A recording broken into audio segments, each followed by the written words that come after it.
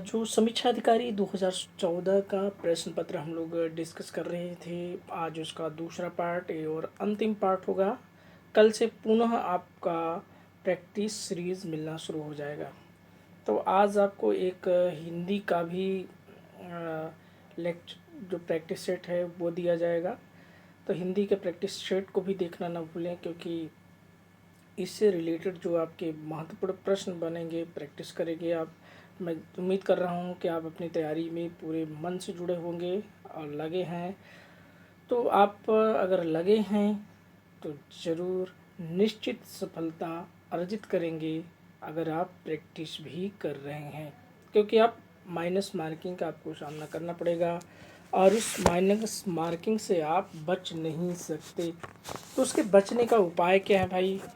अधिक से अधिक प्रैक्टिस करना, अपनी तैयारी का अधिक से अधिक मूल्यांकन करना कि हम किस स्थिति में हैं और कहाँ पर पहुँच गए हैं।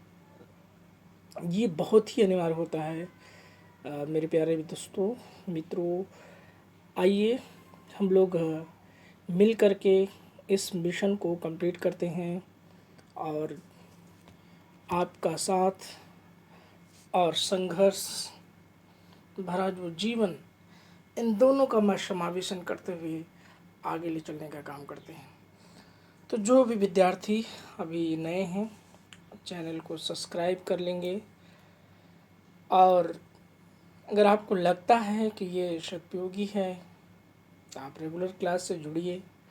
अगर आपको और अच्छा लगता है तो आप जो है वीडियो को शेयर भी कर सकते हैं। जो भी करना है ये आपको करना है, बाकी हमें क्या करना है, चलिए वो हम अपना काम शुरू करते हैं।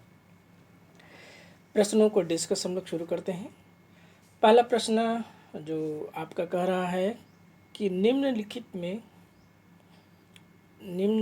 में क्या किस लवण को प्रतिदिन खाद्य नमक के रूप में उपयोग नहीं करना चाहिए? चलिए, निम्नलिखित में से किस नमक को प्रतिदिन खाद्य नमक उपयोग के रूप में प्रयोग नहीं किया जाना चाहिए? चलिए बताइए भाई। पहला विकल्प आयोडीन युक्त नमक, दूसरा विकल्प आपका है, वो कौन सा विकल्प है?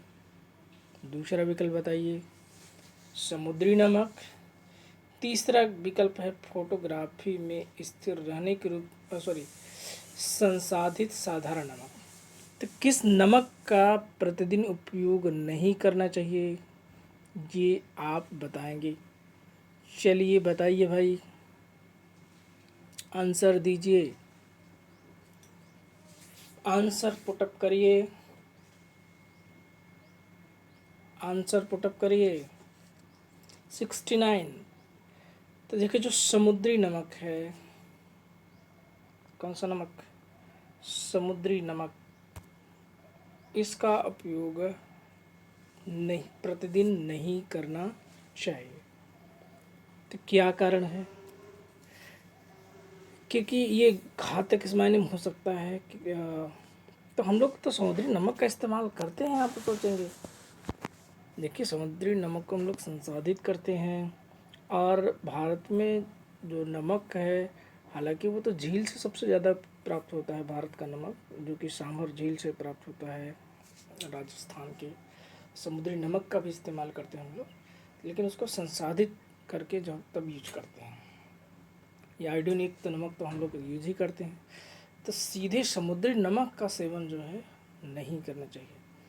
फोटोग्राफी में स्थिर करने के रूप में प्रयुक्त होने वाला रासायनिक पदार्थ है sodium thiosulphate, borax, sodium tetrathionate, ammonium molybdenum. क्या है भाई?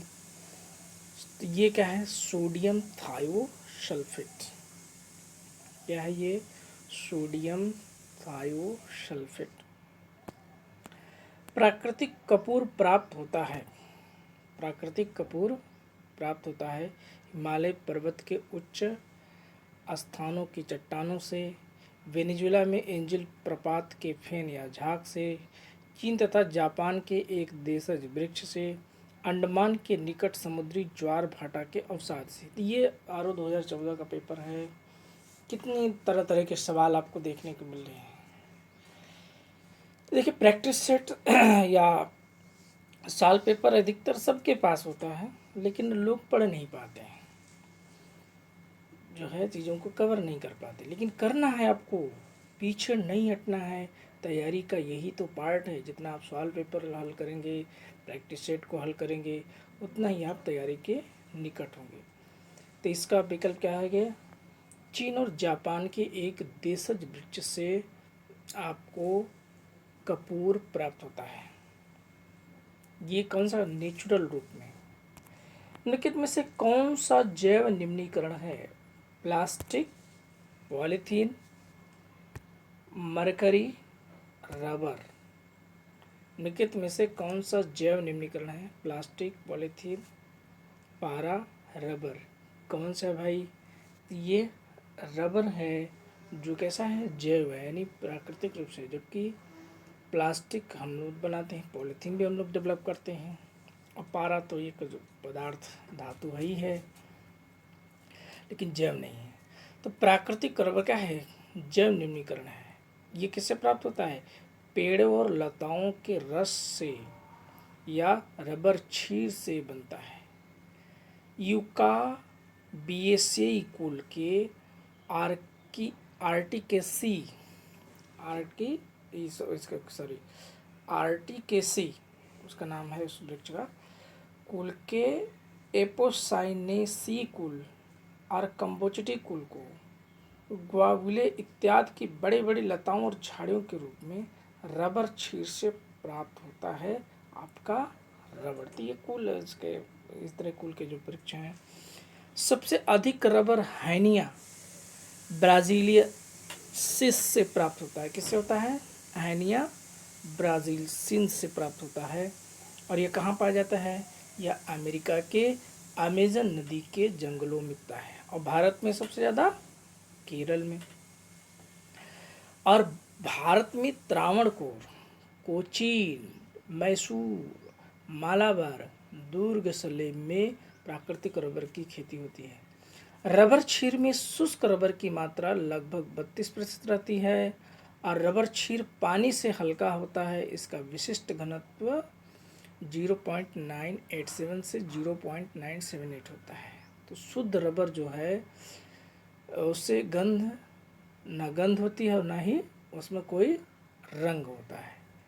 तो जो शुद्ध रबर हम लोग प्राप्त करते हैं। तो ये नेचुरल वे में जो है एक जैविक है, और इसको जो बैक्टीरिया की क्रिया करा करके इसका रंग पीला हो जाता है और नीले धब्बे पड़ जाते हैं। तो ऐसे विभिन्न रसायन जो बैक्टीरिया जब इसको अपघटित करते हैं तो ये विभिन्न रंगों में परिवर्तित भी हो सकता है। निम्नलिखित यौगिकों के किस समूह को सहायक आहार कारक कहा जाता है? निम्नलिखित यौगिकों के किस समूह को सहायक आहार कारक कहा जाता है? वसा, अंतःस्राव हार्मोन, प्रोटीन, विटामिन। तो क्या है सहायक आहार कारक? देखिए, जैसे हम लोग भोजन, जो हमारा भोजन है, उस भोजन का जो सबसे बड़ा भाग होता है वो कार्बोहाइड्रेट होता है। फिर उसके बाद क्या होता है? प्रोटीन होता है।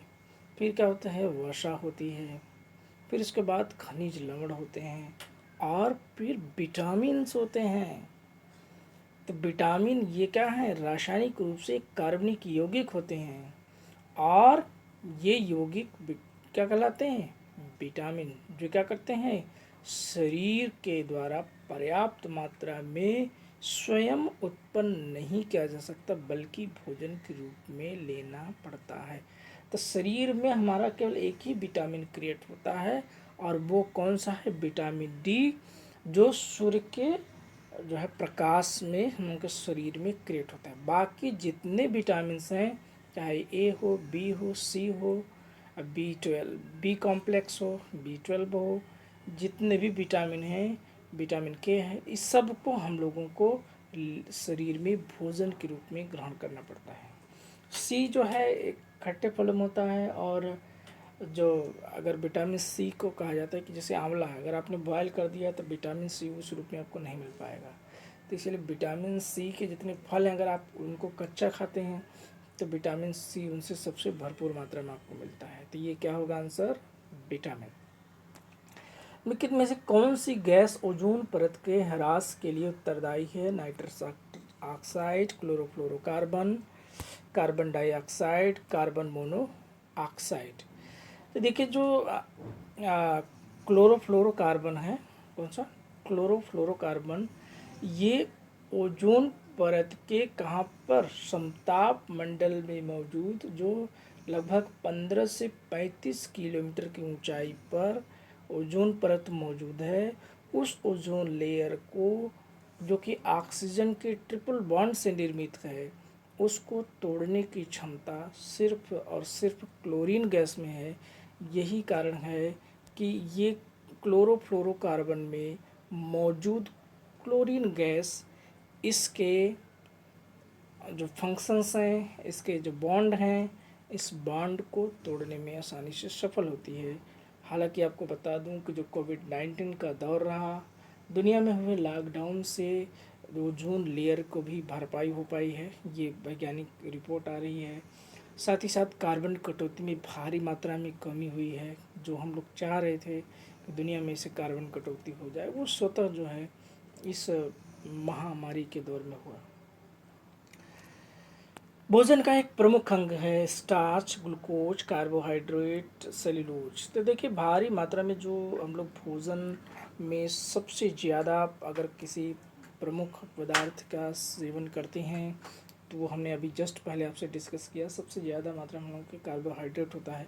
ग्लूकोज तो पाचन क्रिया के कंप्लीट होने के बाद हमारे शरीर में क्रिएट होता है, जिससे हमारे जो है शरीर को ऊर्जा प्राप्त होती है। और ये ऊर्जा जानते हैं आपके कहाँ विघटित होती है, माइटोकॉन्ड्रिया में।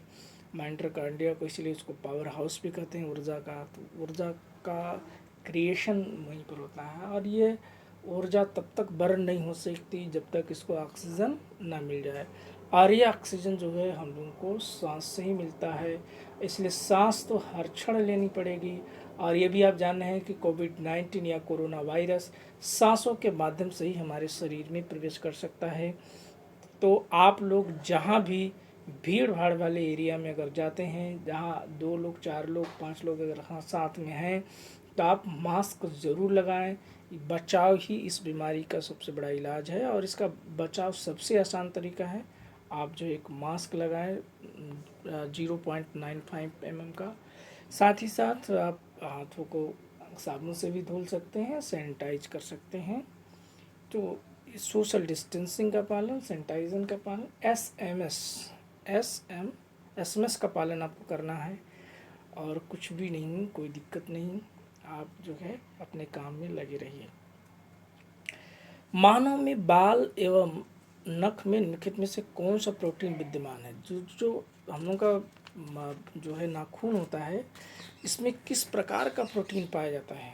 कौन सा प्रोटीन है? कार्बोहाइड्रेट है, ऑक्सीटोसिन है कि केराटिन है कि वैसोप्रेसिन है कि ट्रिप्सिन है? देखिए जो हम लोग का जो नाखून होता है इसमें जो वो है एक प्रोटीन है ये, और यह कौन सा प्रोटीन है? यह एक केराटिन प्रोटीन है, केराटिन नामक प्रोटीन पाया जाता है। और अब जैसा कि आप जानते हैं कि नाखून काटते समय आपको दर्द नहीं होता, बालों को काटते समय भी दर्द आपको नहीं होता, तो ये प्रोटीन के जो है इसकी विशेषता, ये प्रोटीन का प्रोडक्शन है। तो अक्सर जो सेल्स कोशिकाओं का विभाजन है या फिर जो कोशिकाओं का निर्माण है, कोशिकाओं का पुनरुद्धार है, यह हमारे भोजन में मौजूद प्रोटीन पर निर्भर करता है। तो प्रोटीन के जो प्रमुख स्रोत हैं उनका भोजन में आपका नियमित होना चाहिए। अगर आप सर्वाहारी हैं तो आपके लिए दिक्कत नहीं है, आपके पास दूध अंडे के अलावा मीट भी आपका जो है प्रोटीन का भरपूर स्रोत होता है। फिर अगर आप शाकाहारी हैं तो आपके पास प्रोटीन का विकल्प बहुत कम होते हैं, जिसमें आपका दलहन यानी दाल वाली चीज़ें जो है आपका सेवन ज़्यादा से ज़्यादा करना पड़ेगा। सोयाबीन का उपयोग आपको करना पड़ेगा क्योंकि सोयाबीन में प्रचुर मात्रा में प्रोटीन पाई जाती है। तो प्रोटीन हमारे सेल्स के डेवलपमेंट के लिए बहुत ही ज़रूरी होता है। चलिए आगे बढ़ा जाए। देखिए कहीं न कहीं जो हम लोगों का बालों का झड़ने का जो समस्या होती है वो प्रोटीन के कमी से ही होती है। और जो ये प्रोटीन है, ये प्रोटीन हमें मोटे अनाजों में प्राप्त होती है। और जैसा कि आप जान रहे हैं कि इस दौर में हम लोग मोटे अनाज का इस्तेमाल तो करते नहीं हैं, तो कहीं करना ज़रूरी है। जबकि दादा बाबा के लोग कैसे थे, वो लोगों का जो है बाल पे कोई प्रभाव नहीं पड़ा। तो ये, और दूसरा फंगस का लगना, फंगस एक बहुत परेशान कर रखा है आपको। चलिए अगले क्वेश्चन चलें। प्रतिशतता के आधार पर वायुमंडल में सर्वाधिक पाई जाने वाली कौन सी गैस है? कौन गैस है भाई? Nitrogen, oxygen, hydrogen, carbon dioxide. इसका आंसर आप लोग पुटअप करिए। मैं उम्मीद करता हूँ कि तो सबको मालूम होगा, मैं क्लास में भी आपसे खूब डिस्कस करता रहा। अब पहले दिन ही इसको बता देता हूँ, पहले ही लेक्चर में आप इस क्वेश्चन का आंसर हमारा पा जाते हैं। तो जो विद्यार्थी हमारे ऑफलाइन डिस्कस किए हुए हैं उनसे तो उम्मीद करता हूँ कि क्वेश्चन आंसर दे देंगे। और जो हमारे चैनल से जुड़े हुए लोग हैं, जो सेल्फ स्टडी कर रहे हैं, वो अपने आप को कमतर नहीं समझेंगे, क्योंकि स्व अध्ययन ही तो आपकी सफलता का मार्ग है। बिना उसके तो कोई सफल हो ही नहीं सकता। अब कोई कहे कि मैं बीकासुल खा खा करके शरीर को मजबूत कर लूँगा और भोजन करना ही नहीं है, तो क्या वो मजबूत कर लेगा? नहीं। मल्टीविटामिन, मिनरल्स, सब चीज़ की भरपाई केवल कैप्सूल से नहीं हो सकती। तो ये जो है कैप्सूल होता है। तो कैप्सूल मान लीजिए जैसे भोजन आप कर रहे हैं, आपकी पाचन क्रिया नहीं सही होती है, शरीर आपको वीकनेस महसूस कर रहा है, तो आप मल्टीविटामिन से यूज़ कर लिए। लेकिन अगर आप ये कहिए कि केवल मल्टीविटामिन के दम पर ही हम जो है परीक्षा को पास कर लेंगे, तो ये गलत अवधारणा होगी आपकी, बिल्कुल गलत होगी। तो आप सेल्फ स्टडी को अच्छे से करेंगे, अपना शेड्यूल बना के करिए, जम के करिए, और इस प्रश्न का आंसर भी दे दीजिए। तो इसका आंसर हम बता दे रहे हैं आपका नाइट्रोजन। गाय का दूध पीले सफ़ेद रंग का होता है, इसका कारण उसमें निम्नलिखित में किसकी उपस्थिति है? केसीन की, लैक्टोज की, केसीन के साथ कैरोटीन की, लैक्टोज के साथ ब्यूटेरिक एसिड की। तो इसकी अगर बात किया जाए तो इसमें जो है केसीन के साथ जो कैरोटीन होता है, इसके कारण से दूध का रंग जो है आप देखेंगे कि पीला, हल्का पीला और सफ़ेद दोनों दिखाई देता है। तो ये इसी के कारण होता है। किसके कारण? केसीन और कैरोटीन के कारण ऐसा दूध हमको दिखाई देता है। तो जो कैरोटीन है, इसकी उपस्थिति के कारण दूध कैसा दिखाई देता है हम लोगों को? ये पीला रंग का दिखाई देता है। और केसीन के कारण दूध का रंग कैसा दिखाई देता है? सफ़ेद दिखाई देता है। और लैक्टोस इसमें जो मौजूद होता है, इसके कारण ही दूध हम लोगों को क्या लगता है? हल्का मीठा महसूस होता है। तो हल्का दूध मीठा महसूस किसके कारण होता है? और लैक्टेक्स की उपस्थिति के कारण होता है। क्लियर? आगे बढ़ा जाए। निम्नलिखित में से किस कार्य से पारिस्थितिकी संतुलन बिगड़ता है? लकड़ी के काटने से, सामाजिक वानिकी से, वन महोत्सव से, वन रोपण से। तो किससे बिगड़ता है बताइए भाई? सामाजिक वानिकी से क्या आपका ये पारिस्थितिकी तंत्र बिगड़ जाता है? वन महोत्सव मनाने से क्या बिगड़ता है? वन रोपण से बिगड़ता है? नहीं, लकड़ी के काटने से तो बिगड़ ही जाएगा, क्योंकि लकड़ी मिलती किससे? वृक्ष से। किसी न किसी वृक्ष को आप काटेंगे, और जब वृक्ष काटेंगे तो पारिस्थितिकी तंत्र में किसी का भोजन आपने बिगाड़ा, है ना, किसी के खाद्य श्रृंखला को आपने बिगाड़ दी, तो इकोसिस्टम क्या हो जाएगा? पूरा डैमेज हो जाएगा, जो संतुलित हो जाता है।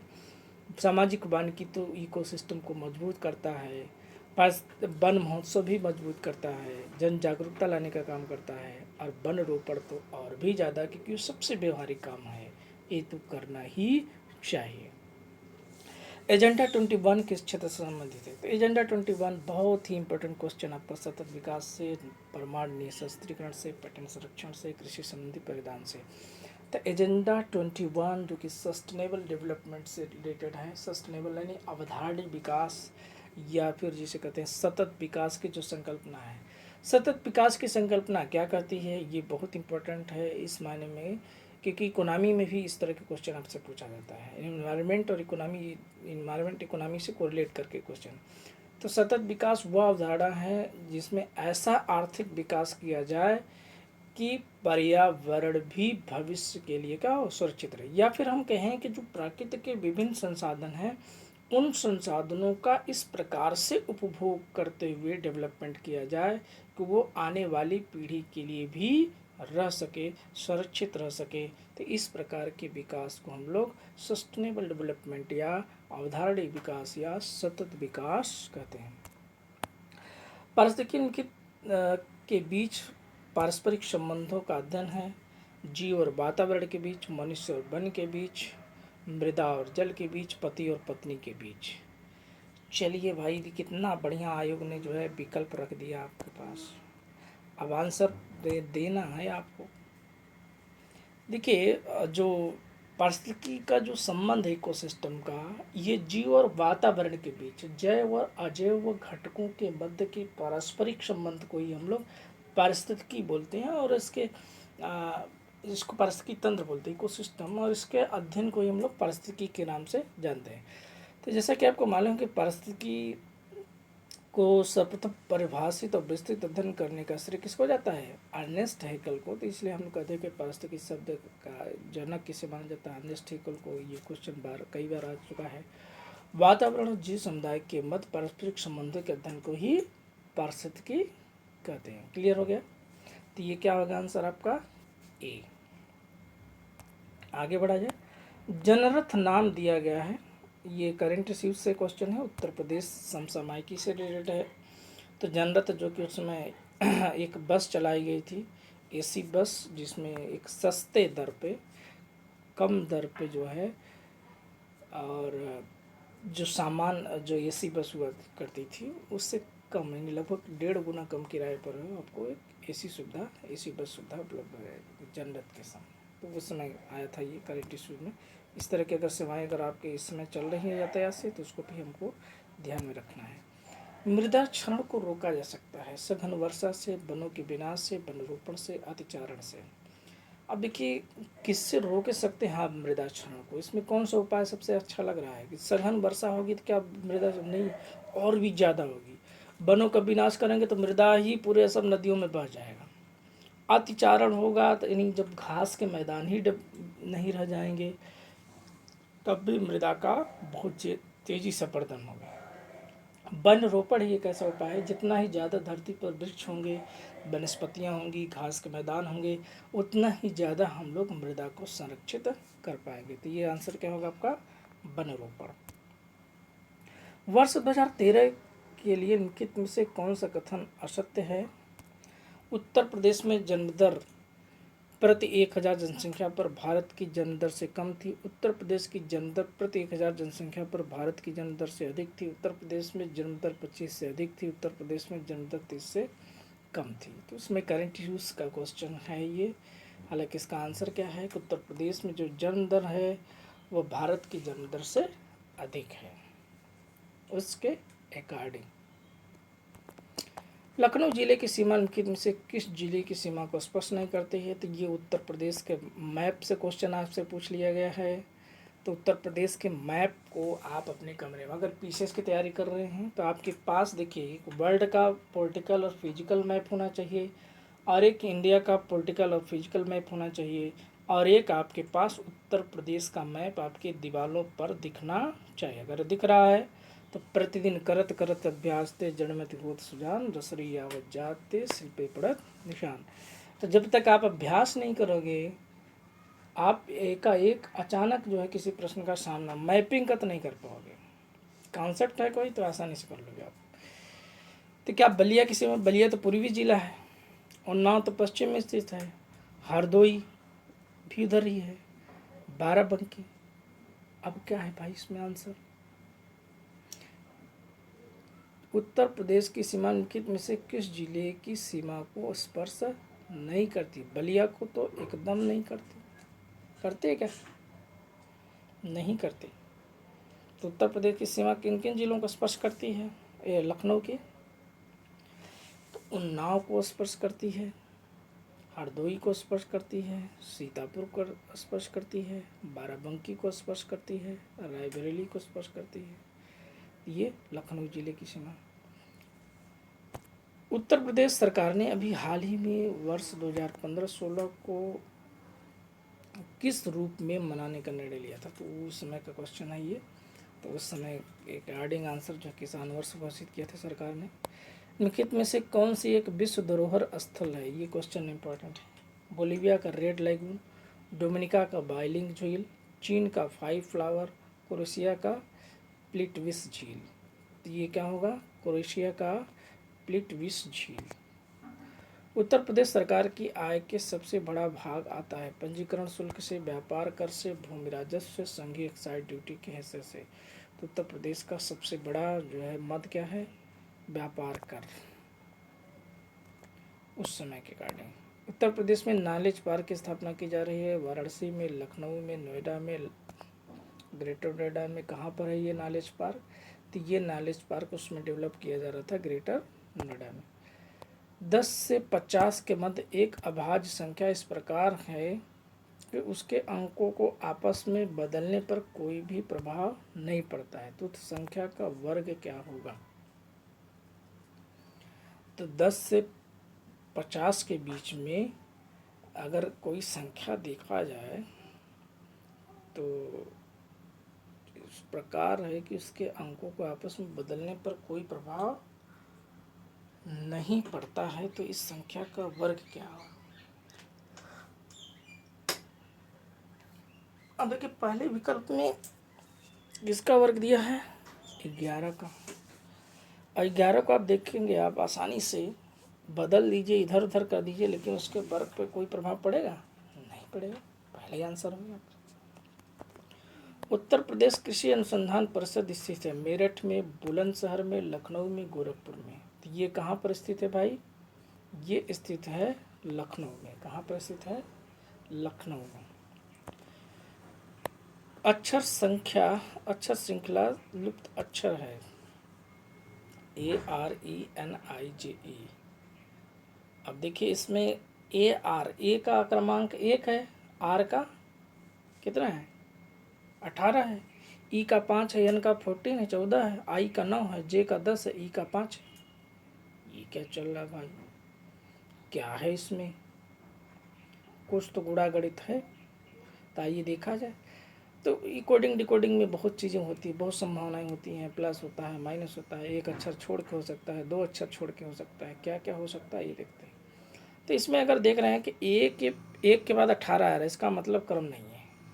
लेकिन अगर एक अक्षर को छोड़ के देखा जाए, 1 के बाद 5, 5 के बाद 9 और फिर 5 आ गया। क्या ये सेटअप सही हो रहा है? सेटअप आपका सही हो रहा है? टाइपिंग मिस्टेक है भाई सवाल में, लग रहा है मुझे। क्योंकि यहाँ पर क्या आना चाहिए था? यम आना चाहिए था, क्योंकि यम आया नहीं है। लेकिन अगर इधर से चला जाए तो 18 माइनस 4 देखिए 14 आ रहा है, 14 माइनस 4 10 आ रहा है, 10 माइनस 4 क्या कर दीजिए तो आ जाएगा 6। और 6 किसका क्रमांक है? एफ का। यहाँ पर एम होना चाहिए, ई के स्थान पर एम होना चाहिए। ठीक है, तभी ये सेटअप बैठेगा ना ये, क्योंकि है इसी क्रम में। तो आंसर आपका डी है। उत्तर प्रदेश में आलू अनुसंधान केंद्र किस जिला में स्थित है? फर्रुखाबाद, मेरठ, कानपुर, इलाहाबाद। तो ये कहाँ पर है उत्तर प्रदेश का? बताइए। मेरठ में है। और भारत का आलू अनुसंधान केंद्र राष्ट्रीय वाला कहाँ पर है? शिमला में, हिमाचल प्रदेश में। उत्तर प्रदेश में कृषि उत्पादन बढ़ाने में कौन सा कारक सबसे अधिक प्रभावी है? उन्नत किस्म के बीजों का बढ़ता प्रयोग, कृषि सेवा केंद्रों का विकास, कृषि खाद्य सुविधा, किसान क्रेडिट कार्ड योजना। देखिए भाई, उन्नत बीज और खाद का जब प्रयोग करेंगे तभी तो कृषि अच्छी होगी। तो उत्तर प्रदेश में व्यापक स्तर पे किसान के इधर अग्रसर हो चुके हैं, तो इसलिए काफ़ी उत्पादन में सुधार भी देखने को मिल रहा है। मैथमेटिक्स में एम को पी से और ए को डी से और टी को डी से इस प्रकार अन्य को बदल दिया जाए तो नवीन अक्षर श्रृंखला का 9वां अक्षर क्या होगा? बताइए। चलिए बदल दिया जाए भाई। करा है एम को पी से बदल दीजिए। चलिए तो अब हम पहले पर ही है, एम को पी से बदलना है, ए को डी से। ए का स्थान पे डी होना चाहिए, और टी को भी डी से, टी के स्थान पे भी डी होना चाहिए। तो एच में कोई परिवर्तन नहीं करना है, ई में कोई परिवर्तन नहीं करना है। फिर एम आ गया, एम देखिए आ गया ना, ई के बाद एम आ गया, तो एम को किससे करना है, पी से, एम के स्थान पे पी लिखना है। ए को किससे करना है, ए के स्थान पे डी लिखना है। और टी फिर आ गया, तो टी के स्थान पे क्या लिखना है, डी लिखना है। आई के स्थान पे कोई परिवर्तन नहीं करेंगे, कोई विकल्प ऐसा दिया ही नहीं है। सी के स्थान पे कोई परिवर्तन नहीं, एस के स्थान पे कोई परिवर्तन नहीं। तो अब कहा करा है, किधर से पूछ रहा है, नवीन अक्षर श्रृंखला का 9वां अक्षर होगा। इसका मतलब डायरेक्शन नहीं बता रहा, तो लेफ्ट से ही ज्ञात करेंगे, क्योंकि लेफ्ट से ही लिखते हैं ना। तो 1 2 3 4 5 6 7 8 9। अब भाई 9वां अक्षर क्या आ गया, 9वां अक्षर क्या आया आपका, बताइए।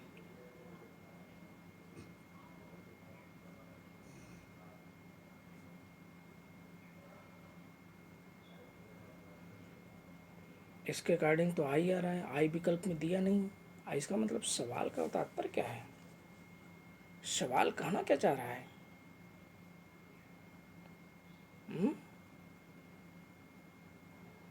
सवाल कुछ और कहना चाह रहा है,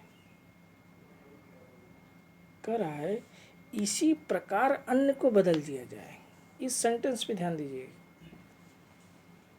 ये सेंटेंस अगर ध्यान नहीं दिए तो चूक गए हम लोग। हाँ, चलिए इस सेंटेंस क्या करा, इसी प्रकार सबको बदलना है। तो क्या प्रकार बदलना भाई, एम का 13 पी का 16, यानी 13 3 16, 1 3 4, और टी को डी से, और टी का डी से। सवाल गलत है भाई, क्रम तो होना चाहिए ना, टी के बाद डब्ल्यू आना चाहिए।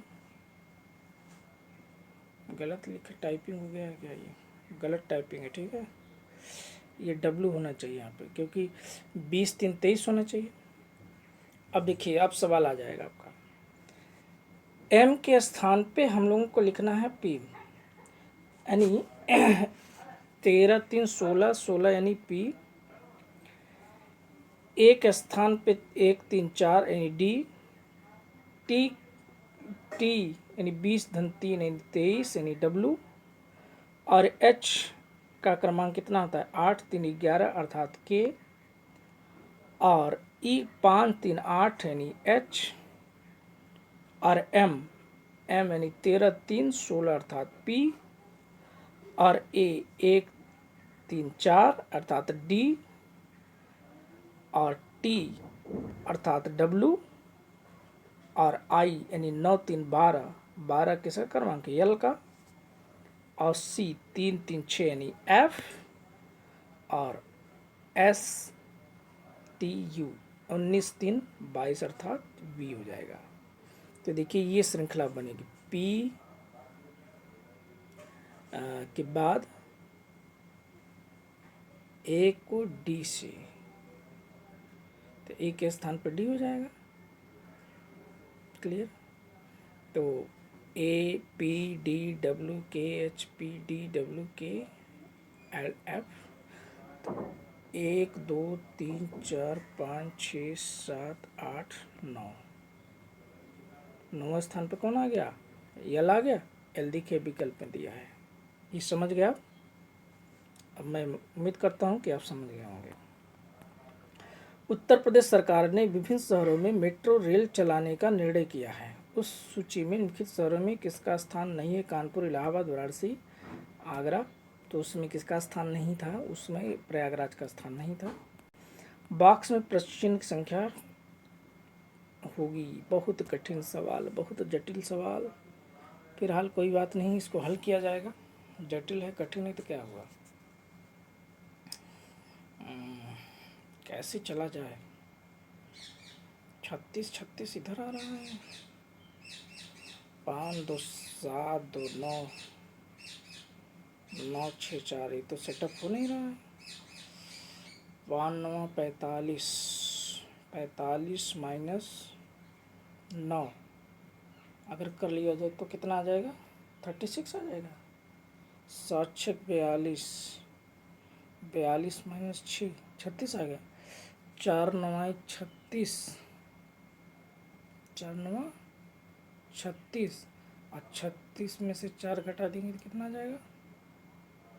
32 32 विकल्प में दिया है। हाँ, ये सेट हो रहा है। देखिए कर रहे हैं ये 5 गुड़े 9 45 माइनस 9 इज इक्वल टू 36। देखिए 7 इंटू 6 इज इक्वल टू कितना होगा? 42 माइनस 6 इज इक्वल टू 30, कितना आ रहा है? Is equal to 36। क्लियर? देखिए सही है। अब हम लोग क्या कर लें? 9 इंटू 4 यानी 36 माइनस 4 इज इक्वल टू 32। 32 देखिए आंसर दे, 32 हो गया, अर्थात बी आंसर आपका सही है।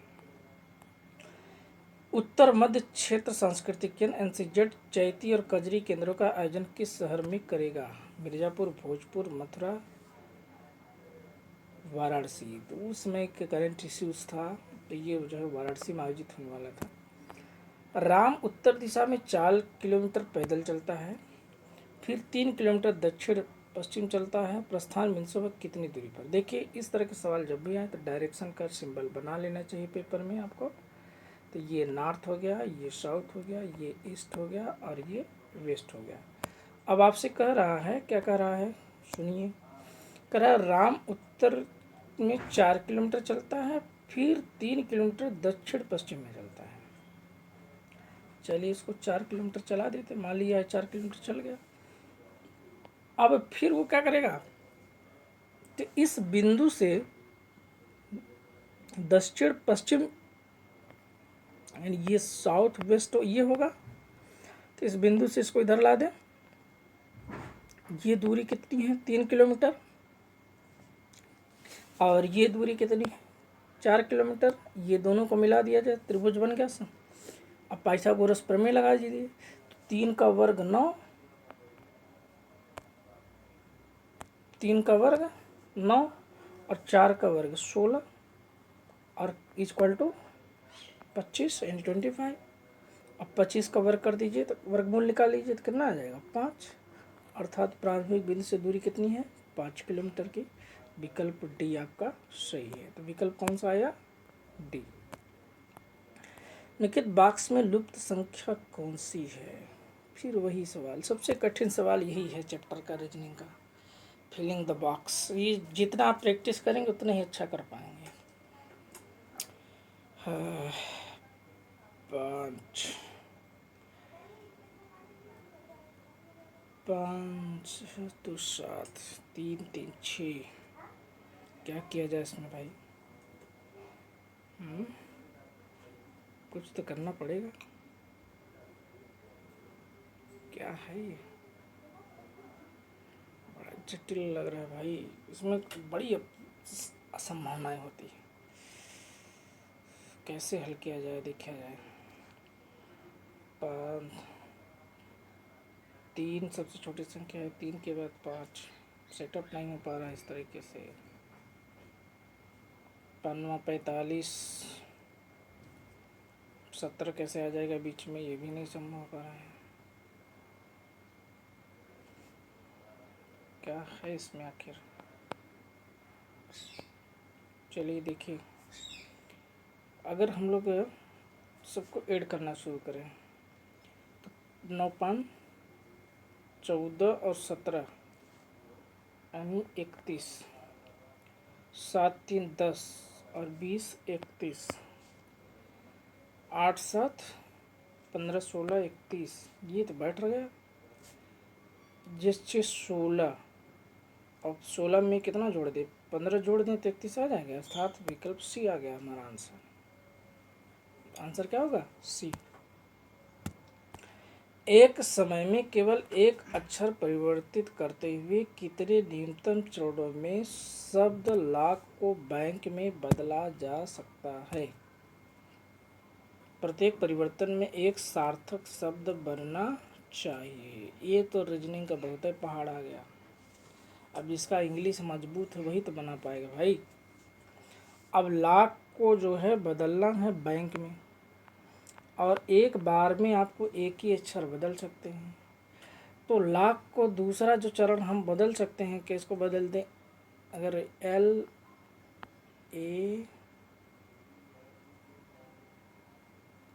क्या बदल लें भाई, एल ओ सी, अच्छा एल ओ सी के है ना, सॉरी एल ओ सी के है, तो एल ए सी के कर सकते हैं। ये भी एक शब्द है, सार्थक शब्द है। फिर दूसरा अक्षर कौन सा बदल दिया जाए? बैंक लाना, के तो बदलना नहीं है, तो दूसरा अक्षर हम लोग ऐसा करें कि पहले को बदल देते हैं, एल को बदल देते हैं, तो बैक शब्द आ गया। अब तीसरे चरण में अगर हम लोग बदला जाए तो बैंक आ जाएगा। तो कितने चरण हुए? 1 2 3, तीसरे स्टेप में आ गया। तो आंसर क्या हो जाएगा हमारा? डी। आंसर क्या हो गया? डी। आंसर आपका हो गया 3, अर्थात डी आंसर हो गया। 2000 का 2/5 के 50% का 40% क्या होगा? इसको तो लगा सकते हैं। चलिए देखिए भाई, ट्रिकी मैथ मुझे नहीं आती। मैथ आता होता तो कोई बात ही नहीं था अब तक। ये 400 हो जाएगा, इसको डिवाइड कर दिया, इनटू कर दीजिए 800। 800 का 15/100, 0 बस इक्वल 80 आया। 80 का 40/100, ये 0 डबल, ये भी कैंसिल, और ये आ गया 32%। तो ये क्या होगा भाई, कैसे आएगा? गलत आया क्या? मुझे लग रहा है, अरे 800 का 50% निकाला, ओहो मिस कर गए। ये बचा हुआ ना 8, माफ़ करिएगा, 8 पंचे 40, 400 होगा ना ये। 800 का जब 50% निकालेंगे तो 400 हो जाएगा। 400 का 40% निकालना हम लोगों को, ये 0 और ये हो जाएगा 160। 160 विकल्प में दिया है, आंसर हो गया डी सही। यदि एक दर्पण में देखने पर किसी घड़ी में 9:30 हुआ है तो सही समय बताइए। देखिए क्लॉक का जो रीडिंग का चैप्टर है, ये क्लॉक का सवाल है, बहुत अच्छा सवाल, मज़ेदार चैप्टर है आपका ये। यदि एक दर्पण में देखने पर किसी घड़ी में 9:30 हो रहा है अब देखिए घड़ी हमेशा एनालॉग घड़ी की बात की जाती है, डिजिटल घड़ी की नहीं। तो समय हम लोगों को दिखाना है 12 6 3 9, कह रहा है कि 9:30। इसका मतलब घंटे की सुई 9 से थोड़ा सा आगे होगी और मिनट की सुई 6 पर होगी, यही तो स्थिति बनेगी ना, यही है। अब इसको दर्पण में देखना है। जब सिर्फ आपसे दर्पण की बात की जाए तो ऊर्ध्वाधर दर्पण से जुड़ते हैं। किस दर्पण से? ऊर्ध्वाधर दर्पण से। और जब आपसे बात किसे की जाए, क्षैतिज दर्पण, तो उसमें सवाल में लिखा रहेगा। तो इसका एक सिंपल सा फार्मूला है, जब भी इस तरह का सवाल पूछे आपसे तो आपको 11:60 अर्थात 12 बजे से, तो 12 बज को जो बज रहा है उसको हम लोग के घड़ी में 12 ही बज सकता है अधिकतम तो इसको क्या कर दें, 12 को 11:60 लिख ले तो आसान हो जाएगा। अब करा 9:30 हो रहा है, 9:30 घटा दीजिए, ये होगा 30 मिनट, और इधर बचा कितना? 2। अर्थात घड़ी में जो दर्पण में हम लोग देखेंगे तो इसका आंसर क्या होगा? 2:30 आएगा। क्या आएगा? 2:30। चलिए, अब इसमें सबसे बड़ा कौन है? ये तो देखिए भाई, मेरे बस की बात नहीं है, ये आप हल कर लेंगे, मैं उम्मीद करता हूँ। इसके लिए मुझे माफ़ करिएगा, मैथ मुझे बहुत ज़्यादा नहीं आती है, इसलिए मैं कैलकुलेशन आपको नहीं बता पाऊँगा। इसका मैंने आंसर नोट कर रखा है, तो ये आंसर क्या होगा? सी। लिखित में किस राज्य ने राज्य पक्षी के रूप में घरौली गरैया की घोषणा की? हरियाणा, पंजाब, दिल्ली, राजस्थान। तो उस समय जो करंट इश्यूज था आपका, मिस्टेक हो गया, सवाल छूट गया लग रहा है। 104 से सीधे हम 115 पा गए, कहीं छूट गया। चलिए, छूट गया तो फिर देखा जाएगा उसको बाद में। तो इस समय जो है, जो आंसर है दिल्ली है, करंट इशू है। किस राज्य ने लड़कियों के लिए भाग्यश्री योजना प्रारंभ किया था? तो उस समय कौन सी सरकार ने शुरू किया था? उस समय तत्काल में महाराष्ट्र सरकार ने शुरू किया था। प्रसिद्ध व्यक्तित्व यूसुफ अली कचेरी का निधन हो गया, ये किससे संबंधित है? ये भी करंट अफेयर्स का सवाल है। ये जो है मलयालम कवि के रूप में जाने जाते हैं। मेक इन इंडिया कार्यक्रम का लोगो क्या है? शेर है, हाथी है, चीता है, कंगारू है। तो आप लोग अगर उसका लोगो देखे ही होंगे, उसमें क्या है? शेर है। प्रसिद्ध व्यक्तित्व लिया बैन लीर का हाल ही में निधन हो गया, वो क्या थी? तो इस तरह के चीज़ों को बहुत पुटअप करना है आयोग, तो इस पर ध्यान देंगे आप, जितने महत्वपूर्ण व्यक्तियों का निधन हो रहा है। 120 क्वेश्चन है। संघ सरकार के बजट में लिखित में से कौन सी पेंशन योजना पुनः प्रारंभ किया गया? राम मनोहर लोहिया पेंशन, प्रधानमंत्री अटल पेंशन, निरंतर पेंशन। ये जो है अटल पेंशन योजना शुरू की गई है। श्री रामायण महोत्सव महानरेश्वरम पुस्तक किसने लिखी है? पी.के. वर्मा, विनोद, शशि थरूर। ये भी क्वेश्चन आपसे पूछा जाता है, ये उसमें शशि थरूर ने लिखा था। वर्ष 2014 का दादा साहब फाल्के पुरस्कार, ये यूपी कमीशन का बहुत फेवरेट क्वेश्चन है। दादा साहब फाल्के पुरस्कार आप देख लीजिएगा, तो उस समय जो किसका मिला था? शशि कपूर को। टाइम्स की विश्व प्रतिष्ठित रैंकिंग 2015 में कौन सा विश्वविद्यालय शीर्ष पर रहा है? तो उस समय के अकॉर्डिंग जो है कौन सा विश्वविद्यालय रहा है? उस समय के अकॉर्डिंग जो है हार्वर्ड यूनिवर्सिटी रहा है। इस तरह का रैंकिंग आपको देखना है। प्रधानमंत्री जनधन योजना के लिए क्या शर्त है? दुर्घटना बीमा, जीवन बीमा। दुर्घटना बीमा कितने का है? तो इसके अकॉर्डिंग जो है, जो दुर्घटना बीमा है वो 1 लाख का है, और जीवन बीमा है आपका 30,000 रुपये का। नैना नाम से नया शहर निम्नलिखित हवाई अड्डों में से किसके पास स्थापित किया जाएगा? तो ये जो नया शहर है, ये उसमें करंट इश्यूज़ का ये सब सवाल हैं। तो ये जो है आपका नवी मुंबई अंतर्राष्ट्रीय हवाई अड्डा के निकट। महात्मा गांधी एसोसिएशन प्रतिमा का अनावरण किस देश के संसद चौक में किया गया? तो ये सवाल आपके आया था उसमें इंग्लैंड के, तो जो ब्रिटिश प्रधानमंत्री आए थे और यहाँ से जब गए तो वहाँ पर ये उस समय उद्घाटन हुआ था, तो ये क्वेश्चन पुटअप किया था। फिर उसके बाद जो है प्रतिष्ठित टॉयलर पुरस्कार किस क्षेत्र में प्रदान किया जाता है? नाटक, महिलाओं के अधिकार। ये जो पुरस्कार है आपका, ये पर्यावरण सुरक्षा के लिए दिया जाता है। किसके लिए? पर्यावरण सुरक्षा के लिए। केंद्र सरकार का मिशन इंद्रधनुष किससे संबंधित है? दलहन से। तो आप जानते हैं कि 7 प्रकार के टीके इसमें हैं, तो कौन कौन सा टीका शामिल है, ये बहुत इंपॉर्टेंट आपके लिए। इसमें हेपेटाइटिस बी है, डिप्थीरिया का है टीका, काली कांसी का है, टिटनेस का है, पोलियो का है, टीबी का है, खसरा का। फिर से बता रहा हूँ आपको, देखिए हेपेटाइटिस बी 1, डिप्थीरिया 2, काली खांसी 3, टिटनेस 4, पोलियो 5, टीबी 6 और खसरा का 7। ये 7 रंगों का, तो इसलिए इसका नाम ही रखा गया मिशन इंद्रधनुष। गार्जियन समाचार पत्र के एडिटर इन चीफ के रूप में किसे नियुक्त किया गया है? तो ये उस समय की रिपोर्ट थी, उसके उस समय का कैथरीन वाइनर थे। सर्वोच्च न्यायालय के हाल ही के निर्णय के अनुसार आईटी अधिनियम की धारा 66 किसका उल्लंघन करती है? तो ये किसका उल्लंघन करती है? अभिव्यक्ति की स्वतंत्रता की। अनुच्छेद 19(1) का उसमें डिसीजन आया था, ये काफ़ी चर्चा में बना रहा है। केंद्रीय औषधि एवं सुगंधित पौधों का अनुसंधान संस्थान, ये परंपरागत सवाल है, ये दोबारा भी आ सकता है आपका। तो ये कहाँ पर है? ये लखनऊ में है।